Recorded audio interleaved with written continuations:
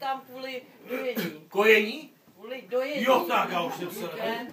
Teda víš, něco to teď bude asi trochu plést. Kvůli zvířectvu a kvůli dojení. Jo. Oni mají Karle králíky. Jo, a taky krávu. To jsem si myslel. To jsem si právě myslel. No. Takže takové hospodářství, že? Jako... No, oni si tak přivydělávají Jo. na mléku a na vajíčkách. Tady je to zájem, nemyslí si. Tady je těch lufťáků a ti potom jdou jak pes po špechu. My jsme měli aj prase, ano. ale to bylo těžké uživit. Tak jste ho radši snět, víš? Trochu. No. Jako něco zůstalo ještě. Tak to přines příště a sněd. Já bych taky měl možná zájem o nějaké ty vajíčka nebo tak.